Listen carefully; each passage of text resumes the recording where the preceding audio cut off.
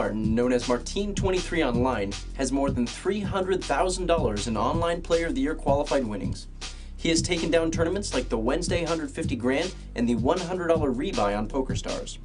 As far as live events are concerned, he final tabled the EPT Grand Final in Monte Carlo this April, finishing in 5th for $666K. Most recently, however, he took down the EPT event in London, taking home almost $1.8 million. We have Martin on the phone today to talk about one hand from the EPT London and one hand from the EPT Grand Final. All right, thank you very much for being here with us today, Michael. No problem. So, obviously, the first order of business is to congratulate you on the EPT London. That's a pretty damn big score. Yeah, it definitely is. And combined with your final table at the EPT Grand Final, I mean, you've had a pretty good year in the EPTs this year, huh? Yeah, I really enjoy playing them, and they do well, obviously. So you have to like traveling at least to be able to want to go to all these. Yeah, when I got out of school, when I graduated, traveling was like my biggest concern. So it's just, the two combine really well, to go playing the EPTs and then traveling. Well, combined really well, especially when you can make millions of dollars at it. So. Yeah. So, all right, let's jump right into the first hand then. You had sent me one hand from EPT London, which you eventually won, and one hand from the Grand Final back in April. Let's start off with the EPT London hand. Okay. There was a pretty obvious hand that kind of stuck out when we played that. I'm not going to get to the ending right away, but I'm sure you know which one it is. Basically, you're holding King 10, and you raise to 250,000 pre-flop. Now, can you kind of give us maybe like the situation at the table at this point and what the stacks were like? Yeah. The blinds were 60,000 and 120,000, so it was basically a min raise pre-flop. We were both making about the same standard raise. At that point, we'd been playing heads up for probably 90 minutes, and there was a lot back and forth. He double threw me right in the beginning. I had like a 4-1 chip lead, and then we got close in chips, and then he kind of was grinding me down a little bit, but I felt it was fairly even. The cards were really not in my favor in the beginning, so just a standard raise on the button with King 10 off, and we were playing about 30 to 35 big blinds deep, so we were really pretty shallow for heads up play. So the min raise was pretty standard. Okay, and so what happens if he re-raises you here? What goes through your head? Do you call most of the time?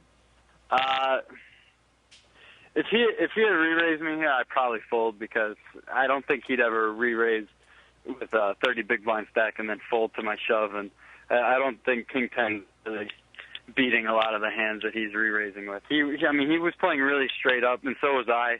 Nobody was out of line at any point until this hand, so I had no reason to believe that he would re-raise me with a weaker hand than King 10. Okay, so you end up raising to 250,000, which, like you said, is just a little bit over a min bet, or a min raise, I should say. And then he ends up making the call. The flop comes down Jack 10-6, and he checks to you. So I mean, you have flopped mid pair. But what is going through your head now? What are the possibilities that he could have? What are you trying to do to maximize your profits or minimize your losses? Well, I think the most important part was that there were two hearts and a spade on. And with stacks, I thought about betting the flop. I thought about doing both things for a while. I couldn't make my decision, but I decided that if I were going to bet this flop and he were to check raise me, I felt that I couldn't bet the flop and then fold to a check raise. So I didn't want to have to play a huge pot with King 10 on the Jack 10-6 with a flush draw, because I felt he could check raise me with like a ton of straight draws, a ton of flush draws, and so I didn't want to end up playing the big pot where I really didn't know about his hand compared to mine. So I decided to check it back and see a turn card and see what he did on the turn. Okay. Because I think a lot of times when he defends big blind, a Jack 10-6 with a two of one suit flop connects a lot of the hands he could call pre-flop with. Well, but I mean, isn't that almost the danger as well? Because I mean, if he's connecting with some draws, isn't he gonna at least call most of the time with those draws, or is that not the case? No, I I mean, think he's going to check raise with the stacks as short as they were heads up. I think he's going to check raise all his draws on the flop, and I don't want to have to bet and then fold a hand that I think is pretty good, but I also want to avoid playing a huge pot against a draw or a jack, which if I were to check the flop, I could save a lot of money by just only playing the turn and river against his top pair. And a lot of times if he bets the turn jack and the river comes, a bad card for me and him, he'll check it, and then I only lose one street of value. Gotcha. Okay, that makes sense. So, yeah. So you end up checking behind, and the turn is the 3 of spades, which couldn't have really helped him at all. It puts out 2 draws out there now, but it couldn't have really helped him, most likely. That was really important, the second flush draw. And so he ends up leading out now, though, for 380,000. What do you think of his lead out here? What kind of range of hands do you put him on after that? Well, all the hands that I had him on the flop, there's a solid chance he could have a jack. But with how many draws are out on that flop, I definitely never thought of folding my king 10. So the plan was just to call and see what happened on the river, see a decent river card, and see how he reacted to it. Okay. I'm definitely never raising on the turn. Okay. So you end up just calling. And right. I'm suspicious, but I'm not. I still think I have the best hand. Okay.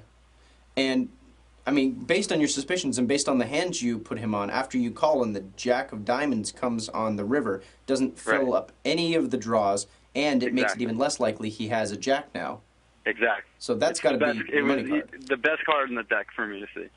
So when he leads out once again for 680,000, though, can you really put him on... that's a pretty big bet. Can you really put him on a bluff at that point? Yeah. Well, it's a really good card for me because, for one, it's less likely now that he has a jack, and 2, if he was betting a draw on the turn, all of it missed. So, and if he was bluffing on the turn, all the draws missed for me. So he has to bluff again at the river because if I had a backdoor flush draw, or if I had like a queen 9 or something, he has to bet again because all those draws missed. So, in my head, I was ready to snap call, but I took my time. I didn't. It's in life, you don't ever just snap call and look like an idiot. So I thought it out a little bit, but then I called. And he still had, after his $680,000 bet or chip bet, he still had like $1.3 million behind. Is there any value? I'm assuming there's no value to even considering a raise to try to get him to bluff all in because no, definitely you would have been pot not. committed at this point. So my hand's not good enough to raise, and it's definitely good enough to call. I'm the only hand I could raise the river with is a jack or a full house of some sort. Well, even with your read as it was, you couldn't have been like so confident that you would raise him at this point. No, because I don't think he's calling. He's definitely not calling with anything weaker than my hand. He'll fold a 10. He'll fold. There's no point in raising, and I get to see his hand. Gotcha. All right. So you end up just calling, and he does indeed turn over a bluff. He has queen 4 for completely missed, basically. He didn't have really any draws at all. So.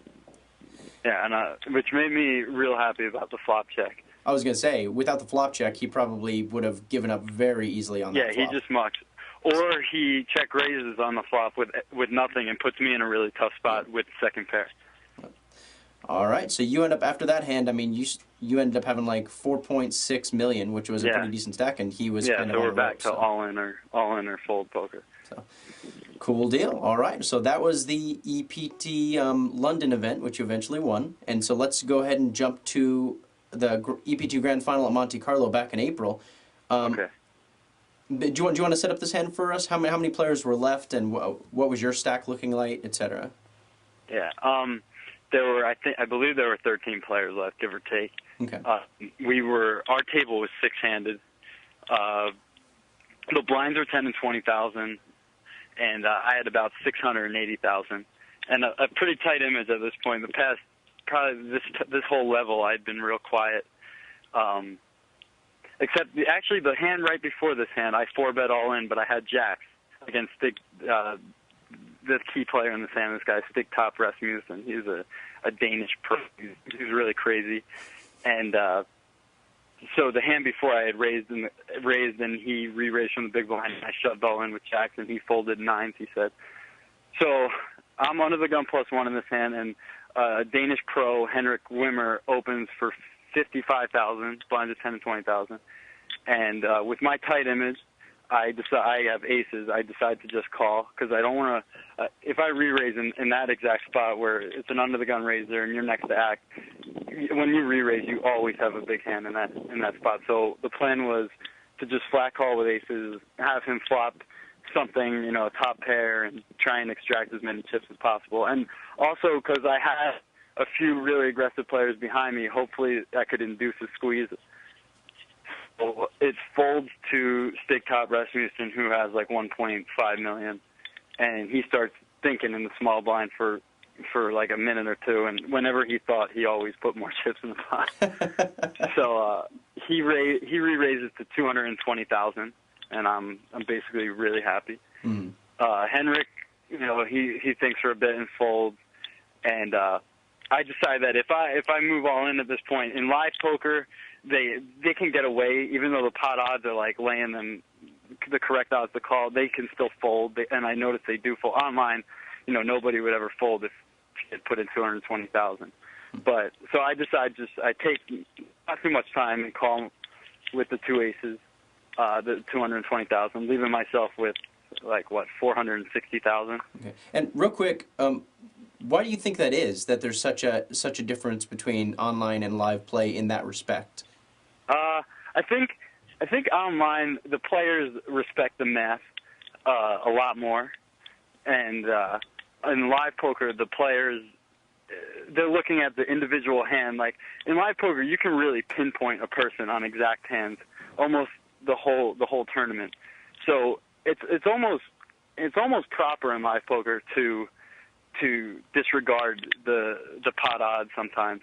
I know when I first started playing live tournaments, I never made those type of folds, but now the more live experience I've gotten, I am starting to realize that certain players only have a certain hand in a certain situation, so you can fold when the pot is laying you really incredible odds. Okay. All right, so you end up just calling his re-raise here to kind of try to because you think that he's going to make a move on the flop, basically. Yeah, he had every previous hand I've seen from him, like he would just like overbet all in on the flops. Like one time in a limp pot earlier in the tournament, it was 5 and 10,000 blinds. There was 2 limpers to his big blind, and he just shoved 850,000 chips with ace-10 off. I mean, that's 85 big blinds, and he got called by Antonio Esfandiari with queen. He ended up turning an ace. So he was a massive target at the table. It was just like we were waiting for the explosion, and this was it. Yeah, no, that hand against Esfandiari was one of the more infamous hands of that tournament. It was the craziest hand. Well, considering that you just called and you're expecting him to make a move on pretty much any flop, are there any flops that are going to give you a really, really tough decision and you may end up folding, or are you pretty much... No, not with aces. I mean, not with any hand, really. I'd be sick to my stomach if the flop came king, queen, jack. Mm-hmm. But I'm still not folding. There's already 440. There's like over 500,000 in the pot, and I have 480,000. So there's really no flop that's I'm gonna get away from it. Okay. Well, let's take the converse side of this, and say the flop comes out and he doesn't bet. Say he just checks. Yeah. Do you push all in at this point, or you continue to try to slow play it? Well, depending on the flop. Like if the flop came, like a 5-5-2, and he checked, and he basically showed that he was giving up, I would just check again, and just let him catch up. Like if he raised me with, an ace king, an ace queen, king queen, something like that, I'll just let him make a pair because he's the type he's the type to fall for that trap. Right. I mean, this whole play only works because of who it was against. Right. Okay. So the flop ends up coming out Jack 9-5, and he instantly pushes all in. And like we said, Yeah, and I think I beat him into the pot. beat him into the pot. And he ends up flipping over sevens. I mean, did you really put him on that kind of hand, or did it not really matter at all what you put him on? It really didn't matter at all. He said all in, and I actually turned my hand over before I even said call.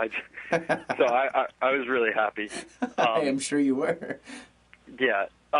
No, there's no flop that I'm ever fearing, and there's definitely no thought to that. The whole play, it worked out exactly how you dream about working when you get aces on the bubble of a big final table. I was gonna say, especially that deep in a major. Yeah, tournament. I mean, I have a history of getting aces in crucial times and doubling up. All right, well, those are the two hands we wanted to talk about. I really appreciate you getting on the phone with us. Yeah, no problem. And once again, congratulations on those 2 deep finishes at the EPT. That's really awesome, man. Yeah, thanks a lot. And thank you guys for watching the Online Zone on Card Player TV.